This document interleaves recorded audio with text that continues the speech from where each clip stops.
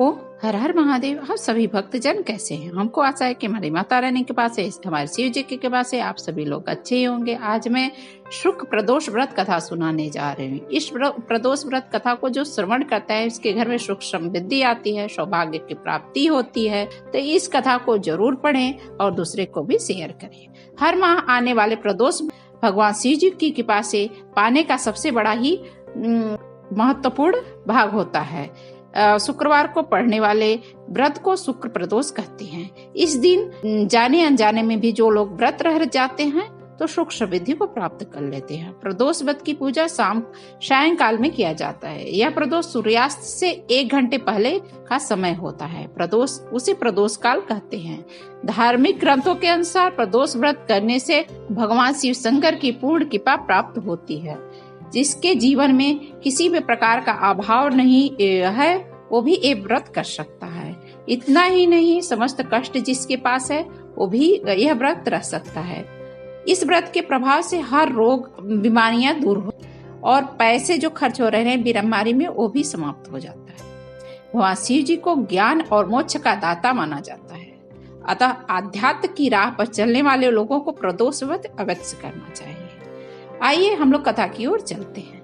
कथा करने से पहले आपसे अनुरोध करना चाहती हूँ कि यदि आप हमारे चैनल पर नए हैं तो कृपया करके लाइक करिए, सब्सक्राइब करिए, शेयर करिए और एक को जरूर आप शेयर कीजिए जिससे कि आपको भी इस कथा का लाभ मिल सके।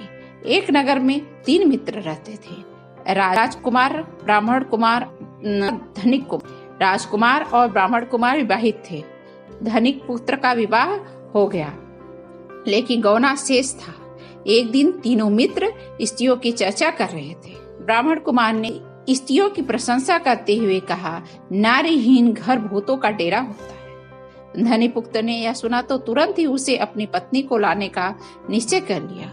वह धनिक पुत्र के माता पिता ने समझाया कि अभी शुक्र डूबने वाला है, ऐसे में बहु बेटियों के घर से विदाई नहीं करवाना चाहिए, अशुभ माना जाता है। लेकिन धनिक पुत्र ने एक भी न सुनी और ससुराल पहुंच गया। ससुराल में भी उसे मनाने की कोशिश की गई लेकिन वो जिद पर अड़ा रहा और कन्या के माता पिता को उनकी विदाई करनी पड़ी।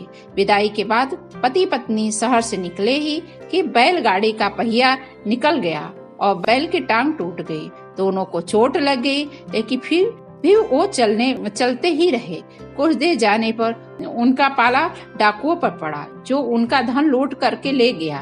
दोनों घर पहुँचे। वहाँ धनिक पुत्र को सांप ने डस लिया। उसके पिता ने वैद्य को बुलाया तो वैद्य ने बताया कि 3 दिन में मर जाएगा। जब ब्राह्मण कुमार को यह खबर मिली तो वो धनिक पुत्र के घर पहुँचा और उसके माता पिता को शुक्र प्रदोष व्रत करने की सलाह दी। कहा कि इसे पति पत्नी सहित ससुराल भेज दो। धनिक ने ब्राह्मण कुमार की बात मानी और ससुराल पहुंचा दिया। वहां उसकी हालत ठीक हो गई। यानी शुक्र प्रदोष के महात्म से सभी घोर कष्ट दूर हो जाते हैं और वह सुखी संपन्न हो गया। जब शुक्र खत्म हो गया तो वह अपने पत्नी को लेकर के वापस घर आ गया। इस दिन कथा अवश्य सुनना चाहिए। कथा समाप्ति के बाद हवन सामग्री आपके पास हो तो 11, 21, 108 बार ओम ह्रीं क्लीं नमः शिवाय स्वाहा मंत्र से आहुति दें। इसके बाद शिव जी की आरती करें, प्रसाद वितरण करें, इसके बाद भोजन करें। कहा जाता है कि शुक्र प्रदोष व्रत करने से सुख सौभाग्य दाम्पत्य जीवन में खुशियां भर जाती है। यही कारण है कि आज भी प्रदोष व्रत काफी चर्चित है। शुक्र प्रदोष करने से भगवान शिव जी प्रसन्न होते हैं, इसलिए आप भी शुक्र प्रदोष करिए।